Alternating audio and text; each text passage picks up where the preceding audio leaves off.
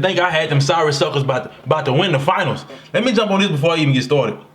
CJ McCullough and Dame, y'all did it wrong, fam. Y'all did it wrong. Listen to me. I'd have packed up some hand sanitizer and some masks instead of all that tweeting, you know what I'm saying, because it hit the media immediately. Y'all don't like that tweet and subtweet. I'd packed up some hand sanitizer and some masks and put Patrick Beverly and Paul Clifton Anthony George on both tickets and mailed that ass some tickets. You'll see me in Cancun. Paul George, I ain't even gonna waste too much time on you. Just know, this started back when you was with the Pacers. You and Frank Vogel, y'all was head to head against LeBron James, Game 7s. I understand you was young. That was your reason then. Then you jumped, you go all the way up to OKC. You was in the running for a defensive player of the year. You led the league in steals. And what did Dame Lillard do to you?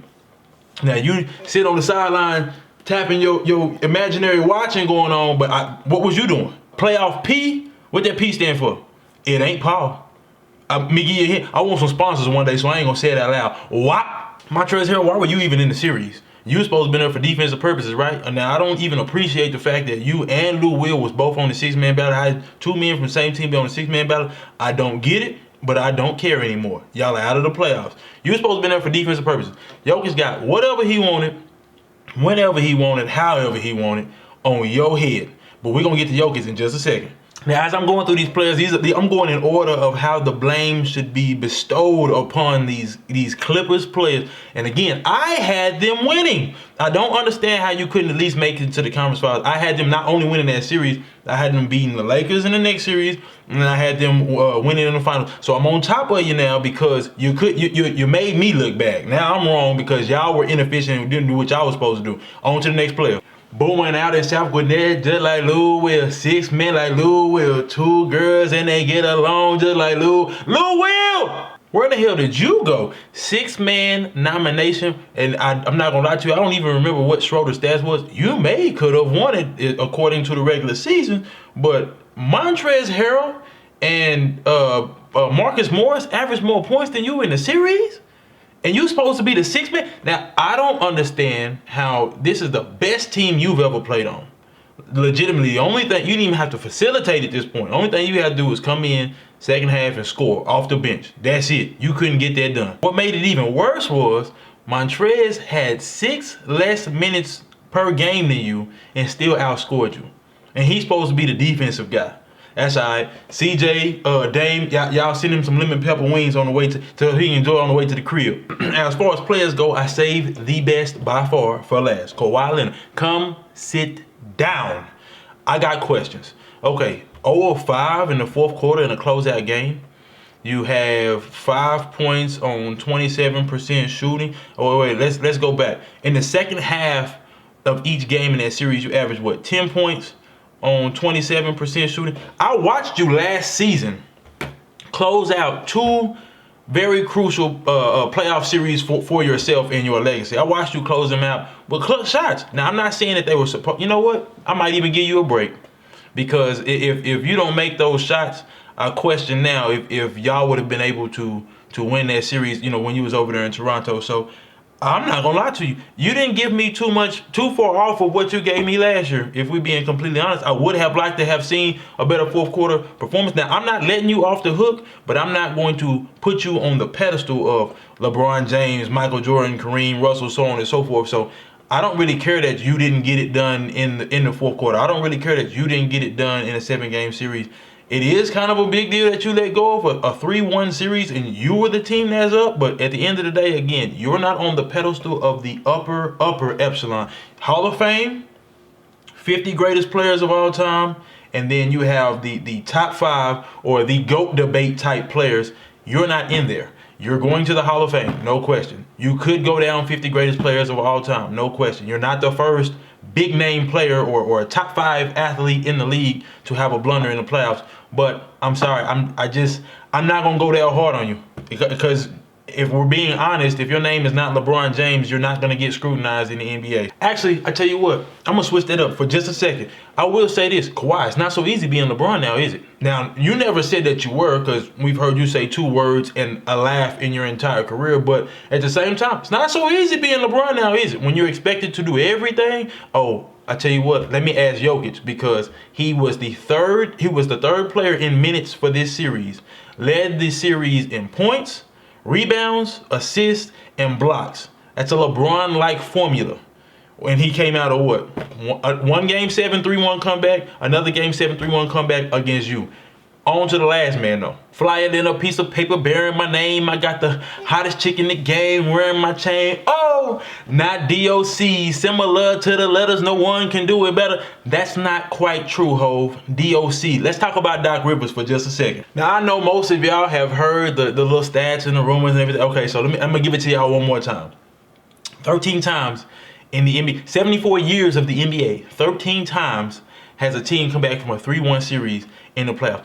Doc Rivers is responsible for 3 of those. That's almost 25%. Okay, so we slander all these other coaches. Or prime example in football, Jeff Fisher. Oh, why does he keep getting these head coach jobs? For a while, I was on top of Andy Reid. I was like, okay, well, we know he's good to make the playoffs, but he didn't get a Super Bowl. Oh, last year and the year before that, he was AFC Championship. Okay, last year he got a Super Bowl. So he kept elevating until he did get one. Doc Rivers, what's your excuse? All right, in 03 you blew a 3-1. In 09 you blew a 3-2. 2010 you blew a 3-2. 2012 you blew a 3-2. 2015 you blew a 3-1. 2016 you go 2-0. You blow a 2-0. And then this year, now we're 2020, I'm sorry, and you blew another 3-1. Should you be looking at an assistant? I don't wish unemployment on any man or woman. I don't wish unemployment on anybody. But eventually, you have to explain to me how, if you're just regular season driven, if you're regular season based, how you continue to get jobs. Mike Brown is a perfect example in the NBA. Mike Brown had LeBron James. It seemed like he was only focused on getting 60+ wins every season. He would make it to the playoffs, second, maybe even conference finals. Made one little push to the finals when LeBron was young. But now the Lakers tried him out as a head coach. Didn't even give him a full season. Okay, so Doc Rivers, help me out now. Yeah. I have said for a while, Doc Rivers is a regular season coach. Coming into this season with a slew of talent that he had, they used 9 players. 9 players had 15 minutes or more in this previous series. That is the deepest anybody has gone for that many minutes in this playoff run so far. This asterisk-driven COVID, I don't know, whatever y'all want to call it, bubble playoff series, championship, run to the championship. Now, if by some miracle you were able to see this and you felt like, oh yeah, I should be a head coach next year, I want you to tell me something. Now, let's say I'm the Clippers. I am the employer. Now, it's in bad taste that my name is Donald and I would be, the Clippers employee, but that is my name, so we're just going to act for a second like I'm the Clippers. Okay, answer me something. Y'all gave away the 2022, the 2024, 2026, and the 2022, 2024, 2026 draft picks. And y'all swapped places for the 23 and the 25 draft pick. For what? Second round exit?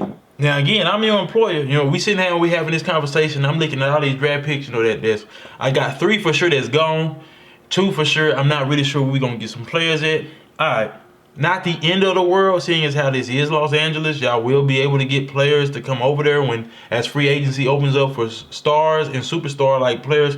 And then obviously every year we see dramatic change in role players.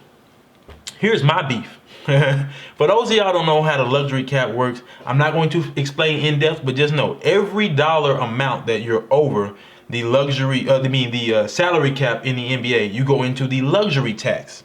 Okay, what happens is you get charged a certain amount per dollar. So no, it's not $1 equals $1. It's typically, I think it starts at $1 that you're over equals $1.25.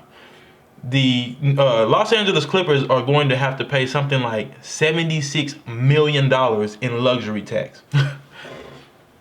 Now, I smile when I say that because I want y'all to understand something. I looked it up, I Googled it. It said that the average amount that a person makes in their lifetime is $2.7 million. The Los Angeles Clippers are about to pay $76+ million in luxury tax because they paid so much to bring these household names or these star or superstar players in. And again, they got contribution. They got a great contribution from one. He just didn't show up at the end. That's Kawhi Leonard. Why is Doc Rivers there? That's a coach. Montrezl Harrell, Patrick Beverley. Where was all of this in the playoffs? I got one more question. Has this now ruined the narrative of resting players? Now, Pop got away with it in San Antonio because the players were older and they stayed banged up. You know, every other game, Tony Parker, Ginobili, or Tim Duncan was having to sit down or sit out because of something. So as they got older, well, I'm going to rest my players the latter half of the season or just before playoffs when we've pretty much sold up somewhere near our seeding. So if Pop believed that he was going to be stuck at a 2 or 3 seed, excuse me, he was comfortable with that. All right, and then they started trying to find him. Well, now that Kawhi is trying to do it, Paul George is trying to do it, Doc Rivers is okaying this. Can we now do away with this? Can we do away with the load management? Now, next season, what's going to happen is they're still going to do load management for Kawhi. But they're going to say what? Oh, we got to get the team chemistry together. But y'all didn't do what y'all was supposed to do. I'm telling you now, I'm Petty King. I would have had, if I was McCollum or Dame, again, bubble wrap, mask, plane tickets, which y'all name it, I'd have sent that ass some tickets. Matter of fact, everybody else go home. Y'all bring y'all ass out here to come see me in Cancun. Are you drunk yet?